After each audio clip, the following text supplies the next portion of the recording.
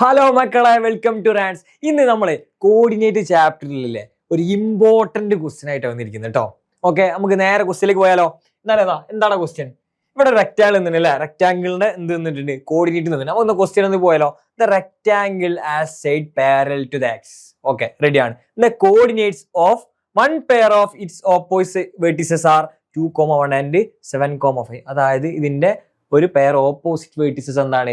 2,1 7,5 ആണ്. Okay, ready അല്ലടാ? Question എന്താണ്? Find the coordinates of the other two opposite vertices. അതായത് ഇതിന്റെ വേറെ രണ്ട് ഓപ്പോസിറ്റ് വെർട്ടിസസ് ഇല്ലേ, ഇതിന്റെ കോർഡിനേറ്റ് കാണാൻ എന്ത് ചെയ്ത് ക്വസ്റ്റ്യൻ ചോദിച്ചു അല്ലെ. ബി ക്വസ്റ്റ്യൻ എന്താണ്? Find the length and breadth of the rectangle. ഈ റെക്ടാങ്കിളിന്റെ ലെങ്ത്തും ബ്രെഡ്ത്തും കാണാനാണ്. Okay, ready. അങ്ങനെയാണെങ്കിൽ സി ക്വസ്റ്റ്യൻ എന്താണ്? Find the length of the diagonal A C. ഈ എ സി പറഞ്ഞ ഡയഗണലിന്റെ ലെങ്ത് കാണാനാണ് പറഞ്ഞത്. ഒരു റെക്ടാങ്കിൾ രണ്ട് ഡയഗണൽ ഉണ്ടാവുമല്ലോ.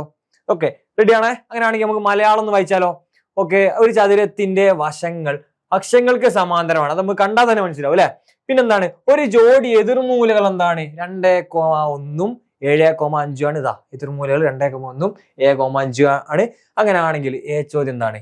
മറ്റു രണ്ട് എതിർമൂലകളുടെ സൂചകസംഖ്യ ഇതാണ്. ഇതല്ലടാ മറ്റു രണ്ട് എതിർമൂലകൾ, അതിന്റെ കോർഡിനേറ്റ് ഇതാണ് എന്ത് പറഞ്ഞത്?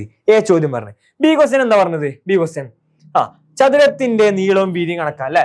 ഇതാണ് നീളം, ഇതാണ് വീതി, അത് രണ്ടും നമുക്ക് കണക്കാക്കണം. Okay, ready. അങ്ങനെയാണെങ്കിൽ സി ചോദ്യം എന്താടാ?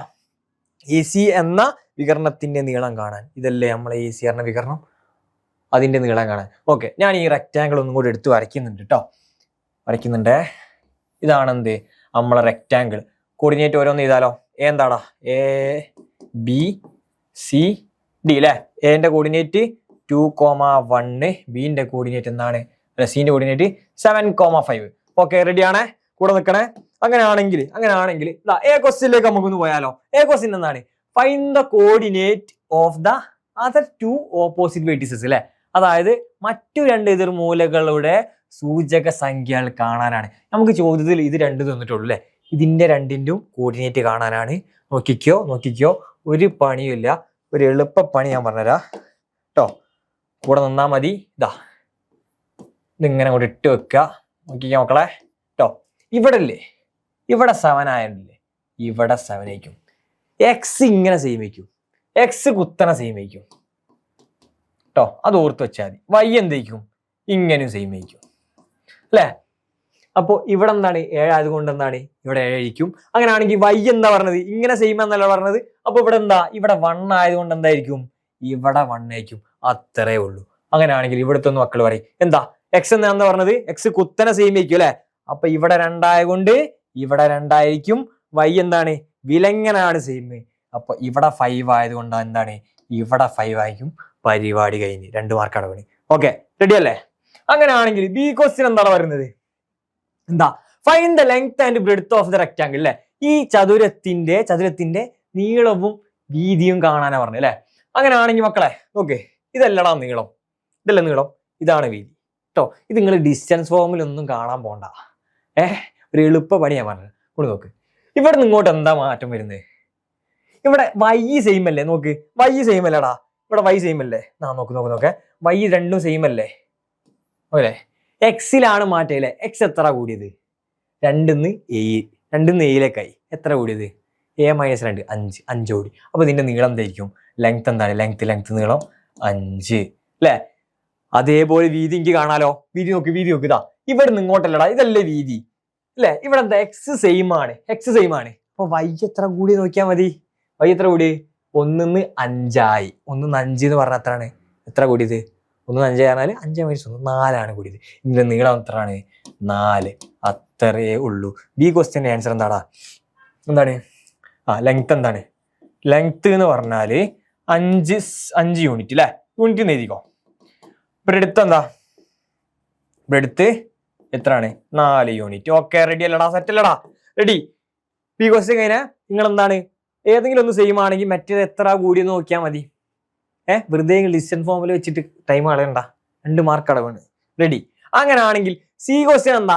എ സി എന്ന വികരണത്തിന്റെ നീളം കണ്ടാൽ. ഒരു റെക്ടാങ്കിൾ 2 വികരണം ഉണ്ടാവുമല്ലോ. 2 വികരണത്തിന്റെയും 2 ഡയഗണലിന്റെ എന്തെങ്കിലും ലെങ്ത് സെയിം വയ്ക്കും അല്ലെ. നമുക്ക് എ സിന്റെ ഒന്ന് കണ്ടോക്കാം. എ സിന്റെ കാണാൻ എന്ത് ചെയ്താൽ മതി? ഇതല്ലടാ എ സി. ഇതല്ലേ എ സി മക്കളെ, ഇതല്ലടാ എ സി അല്ലെ. എ സിന്റെ ലെങ്ത് ഒന്ന് നമുക്ക് കണ്ടോക്കാം. എ സിന്റെ ലെങ്ത് എന്ന് പറഞ്ഞു കഴിഞ്ഞാൽ 2 കോർഡിനേറ്റ് കിട്ടിക്കഴിഞ്ഞാൽ നമുക്ക് അതിന്റെ ലെങ്ത് ഡിസ്റ്റൻസ് ഫോമിൽ വെച്ച് കാണാലോ. ഏതൊക്കെയാണ്? 2,1 സി ക്വസ്റ്റ്യൻ ആണേ. 2,1 പിന്നെ ഏതാ 7,5 അല്ലെ. രണ്ടും തമ്മിലുള്ള ഡിസ്റ്റൻസ് ആണ് നമുക്ക് കാണേണ്ടത് അല്ലെ. 7,5. ഓക്കെ, ഡിസ്റ്റൻസ് ഫോമിൽ എന്താ?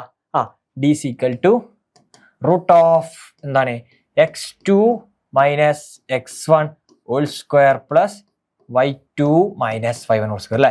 നേരെ കൊടുത്താൽ മതിയല്ലോ. x1 ഉം y1 ഇതാണ് x1, ഇതാണ് y1, ഇതാണ് x2, ഇതാണ് y2. നേരെ അതിൽ കൊടുത്താൽ മതിയല്ലോ. അപ്പൊ എന്ത് വരും? റൂട്ട് ഓഫ് എന്താണ് വരിക? പോട്ടെ, അതന്നെ എന്ത് വരും? 7 minus 2 അല്ലെ. 7 minus 2 whole square plus എന്ത് വരും? 5 minus 1 whole square അല്ലെ. ഇന്ന് 2 കുറച്ചാൽ എത്രയാടാ? 2 കുറച്ചാൽ എന്ത്? 5a square അല്ലെ. 5a square plus 4a square അല്ലെ ഈക്വൽ ടു റൂട്ട് 5ന്റെ സ്ക്വയർ എന്താടാ? 25. 4ന്റെ സ്ക്വയർ 16. 25ഉം 16 അങ്ങോട്ട് കൂട്ടുക അല്ലെ. 5 6 കൂട്ടിക്കഴിഞ്ഞാൽ 11 2 41 is equal to root 41 unit is the answer. അതാണ് എന്ത്?